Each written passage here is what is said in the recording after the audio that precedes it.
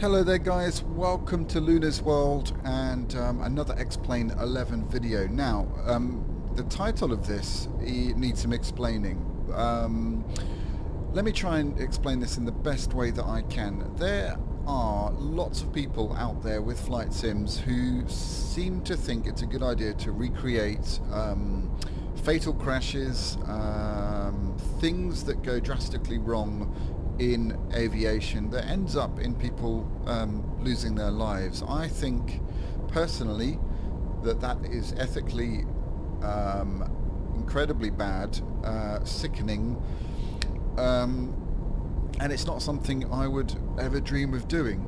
However, you're here because probably because of the title of this video. Let me try and explain what I'm trying to do here. The miracle on the Hudson is, we all know, is the flight that Captain Sullenberger was flying, and they had a bird strike, and basically he managed to save all of the passengers on board by landing the plane in the Hudson River. There's words that are thrown about, you know, ditched the plane, crashed the plane, which is absolutely inaccurate. He 100% landed the plane in the Hudson River, and I'd like to make that incredibly clear. This was a controlled landing that ended in absolute success. You know, he saved the 155 passengers, or crew and passengers on board. Absolutely incredible feat of skills, you know, in the aviation world. So that is purely why I'm trying to recreate this flight. I have recently seen the film Sully, and I highly recommend it because it goes into pretty good detail about what he had to endure in the investigation following the incident. Unbelievable, absolutely unbelievable. Captain Sullenberger and the crew of flight 1549 are just true heroes, absolutely true heroes. So what we're going to do now, a bit of explaining about this aircraft. This is the Freeware Airbus A320 that I downloaded from the X-Plane.org website. So the detail in the cockpit is not very good. The flight modelling is a bit iffy, but again, that's not the point of this video. So let's jump into the cockpit, and we're about to taxi to runway 4 and then take off. I've tried to keep the times of everything as accurate as possible. So this flight actually took off at let's see, I've got my notes here. 3:24 was the time that this flight took off. Nothing unusual. It took off and it climbed out, and basically at 2,700 feet the aircraft was hit by a flock of geese, causing both engines to fail. It climbed further still to 3,200 feet, which I'm guessing was the point at which both engines completely stopped, and the aircraft lost lift. So various attempts, various sort of workarounds were tried. You'll hear in the ATC, but they were sort of trying to wonder whether they could turn back or maybe fly over to land in Teterboro Airport.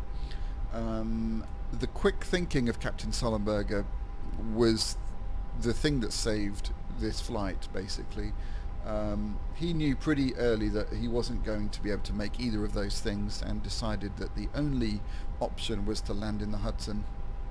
And then of course he had the task of actually getting the plane down safely, which is just incredible, absolutely incredible. So we're going to try and recreate this. So I'm going to show you how to set up failures, because what we need to do is we go edit failures. We need to instruct the bird strike here. So I'm going to fail. It says fail, but really it's not a fail, it's an event that happens. So there's just a slight wording issue there. So the bird strike is going to happen at 2,700 feet. Because this bird strike in X-Plane is accurate actually, it will fail various systems at various times. So depending on how you hit the birds, etc. So it doesn't guarantee that our engines will fail. So we have to do that as well. So I'm going to go down to engines, oops, failures, and then I'm just going to fail engine 1. And I'm going to fail that at 3,200 feet. Because I'm guessing, but I think that's when the engines actually cut out and the final sort of descent down occurred. So we'll do that. That is all set. Apply. And I'm just going to change this again just to make it as accurate as possible. So at the time should be, we'll go 25. That'll do, you know. I've set it to clear. It was a clear day. We can't set historical weather within X-Plane itself. I think there are add-ons that you can use that will do that. But for now, we'll just set it at clear. That's as bad as accurate as we can make it. So with that, we'll taxi on out and we'll get this flight underway. As we do that, I'll just talk about the incident a bit as we go, and then when we actually take off, I'm not going to talk at all. I'm going to try and recreate this as much as possible, and I want to play you the ATC from the actual event.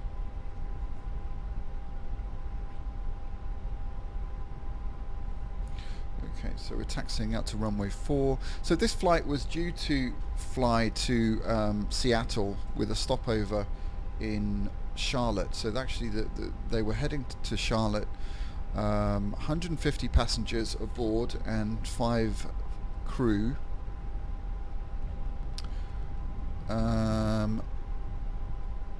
What else can I say? So Captain Sullenberger, in terms of his experience, he was a former fighter pilot, which is often the case with airline pilots. And he had logged a total, this is mind-blowing, of 19,663 flight hours, and 4,765 of which were accumulated in the A320. So an absolute expert, highly experienced. He was also a flight safety expert and a glider pilot. And then Jeffrey B. Skiles, who was the first officer, 49 years old, has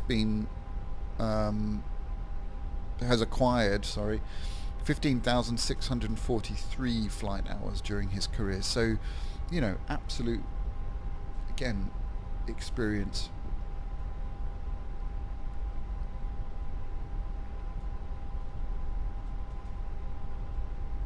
So I'll just read, before we take off, I'll read the Wikipedia entry on the actual takeoff and the bird strike itself.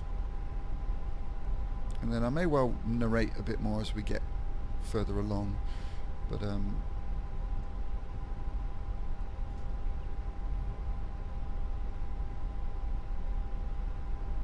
just line up.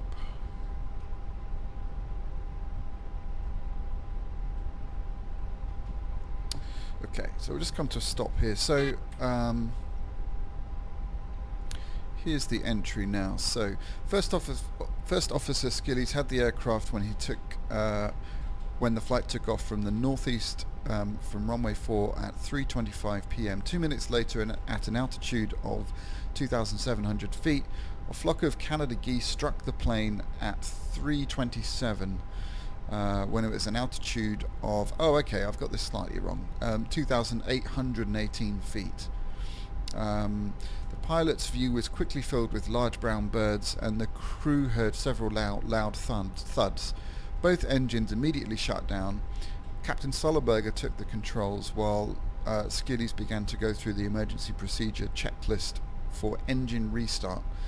The aircraft then slowed but continued to climb until 3:27, when it reached an altitude of about 3,060 feet at an airspeed of 185 knots. It then began descending and accelerated to an airspeed of 210 knots at 328 at an altitude of about 1,650. So there we go, a little bit of background, and I'll carry on actually just before we take off. So they announced that they'd hit birds to the ATC. We're turning back towards LaGuardia. Passengers and cabin crew later reported hearing very loud bangs in both engines and seeing flaming exhaust. The silence from the engines and smelling of the odour of the fuel vapour in the cabin. Responding to the captain's report of bird strikes, controller Patrick Hudson, who was working the departure position, told LaGuardia Tower to hold all waiting departures on the ground. He gave flight 1549 a heading to return to LaGuardia. And then Sullenberger responded that he was unable. You'll hear all that in the ATC when I play that. So without further ado, let's get this flight underway. And obviously it's going to be pretty difficult for me to recreate all of those figures. So this is a rough sort of estimation, and I do mean rough. This plane is not, in all honesty, not good enough for me to even get close to recreating that stuff. So, but anyway, you'll get an idea of it. The other thing, it's not, I've tried several times before recording this, but the way that this aircraft handles in landing on water is not, it's very buggy. We'll see what we can do.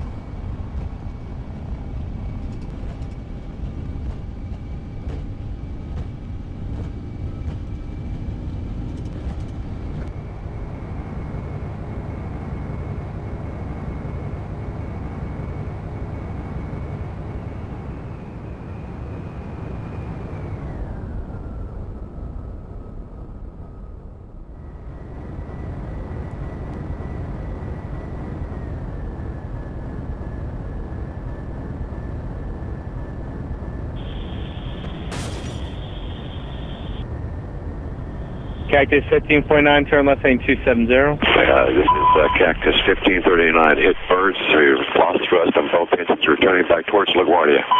Okay, you need to return to LaGuardia. Turn left heading up 220. 220. Tower, stop your departures, got emergency returning. Who is it? It's 1529. He bird strike, he lost the thrust in the engines, he's returning immediately. Cactus 1529, which engines? He lost thrust in both engines, he said. Got it. Cactus 1529, we can get it for you. Do you want to try to land 1313? We're unable. We may end up in the Hudson. Joey 2760, turn left 070. 070, join 2760.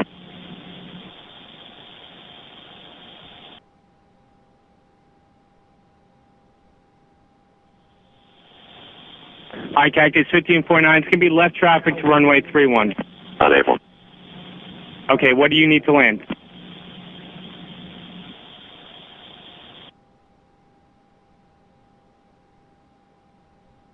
Cactus 1549. Runway 4 is available if you want to make left traffic to runway 4.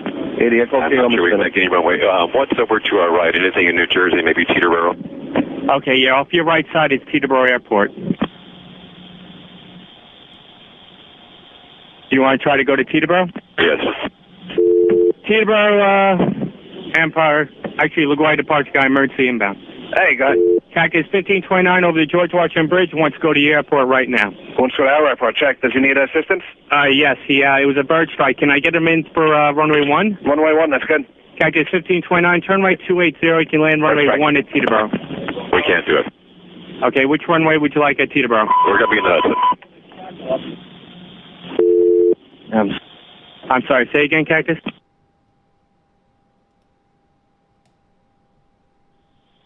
All right. Kelly 2760, contact New York 126.8. 26.8, Joey 27.6. Cactus 15.9, radar contact is lost. You also got Newark Airport up at 2 o'clock in about 7 miles.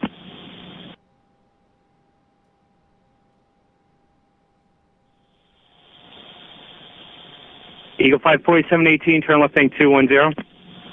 210, 4718. I think he said he was going in the Hudson. Cactus 1529, Houston.